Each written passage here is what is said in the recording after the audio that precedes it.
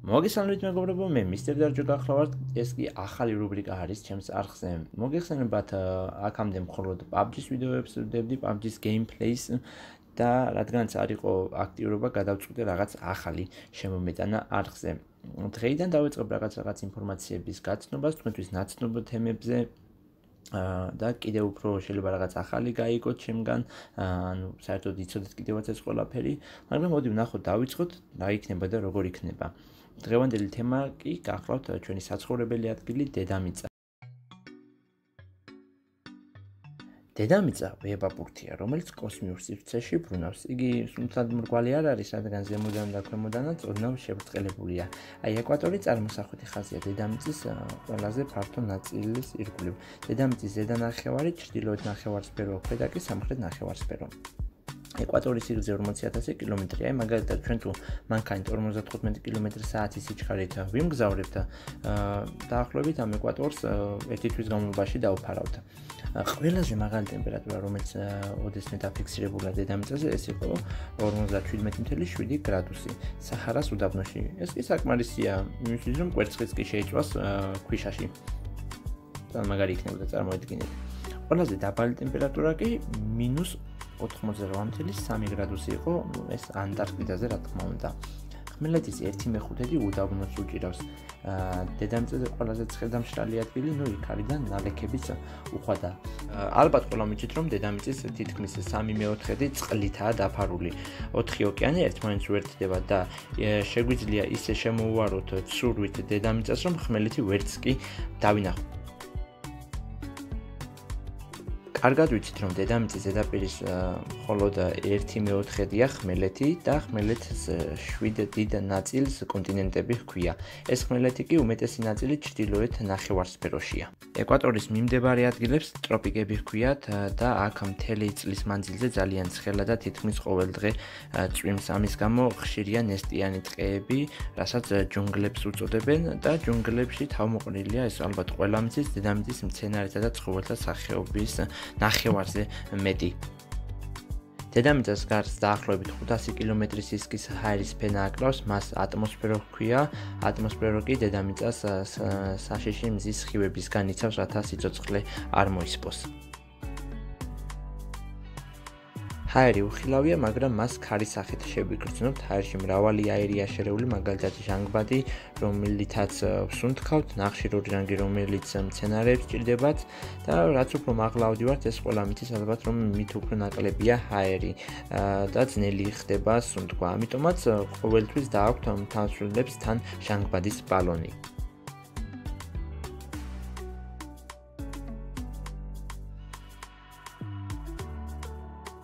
ალბათ ყველას გვინახავს თვითმფრინავიდან გადაღებული ფოტოები, სადაც ოდნავ დაბლაქვევით წვიმს და თვითმფრინავიდან კი მზე ჩანს, თითქოს ისე ძალიან მაგარი ამინდია და კარგი ამინდიაო. ამის მიზეზი კი გახლავთ ის, რომ ატმოსფერული მოვლენები ხდება 12 კილომეტრის სიმაღლეზე, თვითმფრინავები კი 13-დან 22 კილომეტრის სიმაღლეზე დაფრინავენ. მოდი მაღლა თვითმფრინავებთან ერთად ჩვენ წავიჯერათ ცაში და გადავხედოთ მზის სისტემას. მზის გარშემო 9 პლანეტა ეს ყველამ ვიცით, მათ შორის რა თქმა უნდა დედამიწაცაა.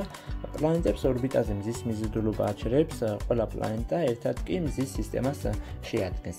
სავარაუდოა, რომ ისინი მილიარდობით წლის წინ წარმოიქმნა გაზისა და კოსმიური მტვრისაგან.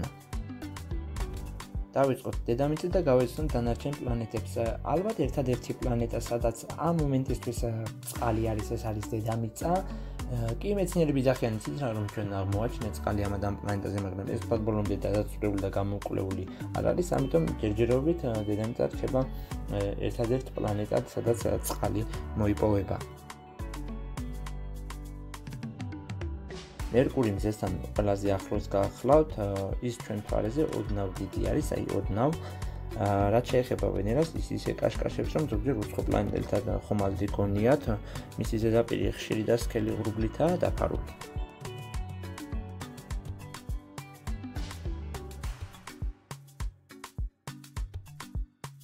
სატურნის გარს ყინულის და ქვების ნატეხებისგან შედგენილი დიდი რგოლები აკრავს. მისი 18 თანამგზავრიდან ერთ-ერთი თითქმის მერკურის ოდენაა და ასევე მასაც გეტყვით, რომ სატურნს და იუპიტერს მყარი ზედაპირი არ გააჩნიათ, რადგან სითხეებისა და გაზებისგან შედგებიან. ურანი 9 რგოლითაა გარშემორტყმული და ნეპტუნთან ერთად აირებისგან შედგება, რადგან მზისგან ორივე მოშორებით არის და ამიტომ ორივე პლანეტა ბნელი და გაყინულია. რაც შეეხება მარსს, მას წითელი პლანეტადაც მოიხსენიებენ, რადგან მოწითალო ქანებისგან შედგება. ბოლო პლანეტა კი პლუტონი ყველაზე ბოლოს არის აღმოჩენილი, ის პირველად შეამჩნიეს 1930 წელს. როდესაც კოსმოსზე ვსაუბრობთ, რომელზეც დაგვაუწყდეს ასტეროიდების შესახებ, ათასობით ქვის ნატეხია, რომელიც მზის გარშემო დაფრინავენ. ზოგიერთი მათგანი პლანეტაზე პატარა, ზოგიერთი დიდიცა და ასე შემდეგ. ალბათ ეს ყველასთვის ნაცნობი თემაა. რაც შეეხება თვითონ მზეს, მზეს სინათლესა და სითბოს გვაძლევს უმზეოდ დედამიწაზე მუდმივი სიბნელე და სიცივე იქნებოდა და ვერც ვერაფერი გაიხარებდა და ვერც ვერაფერი იცოცხლებდა. მზე ისე შორსაა, რომ მისი შუქი ჩვენამდე 8 წუთში აღწევს და იმდენად დიდია, რომ შიგნით მილიონ დედამიწაზე მეტი ჩაეტევა. წარმოიდგინეთ, რამხელა რაღაცასთან გვაქვს საქმე. მზე გავარვარებული გაზების გიგანტური ბურთია, მის ზედაპირზე ტემპერატურა დაახლოებით 6000 გრადუსამდეა და ამ ტემპერატურაზე გახურებული ქინძის ზავიც კი 150 კილომეტრიდან მოკლავდა. კაც გაფიქრებაც არ მინდა ამ ყველაფრის. მოკლედ მეგობრებო, დღეისათვის სულ ეს იყო. შეიძლება ბევრი ახალი არაფერი არ გითხარით, ან შეიძლება საერთოდ ახალიც არაფერი არ გითხარით და ეს ყველაფერი იცოდით, მაგრამ მაინც რა თქმა უნდა დიდი მადლობა ყურადღებისთვის. გთხოვთ გამოიწეროთ არხი. ეს პირველი ვიდეო არის მსგავსი, რამ ჯერ არ დამიდი არც YouTube-ზე და არც არსად. გთხოვთ თუ რაიმე არ მოგეწონათ, დაწეროთ კომენტარებში, რა თქმა უნდა გამოიწეროთ არხი. მინდა რომ ახალი ძალიან ბევრი საინტერესო ვიდეოები შემოგთავაზოთ და თქვენი აქტიურობა ჩემთვის გადამწყვეტი იქნება. მადლობა ყურადღებისთვის, მომავალ შეხვედრამდე.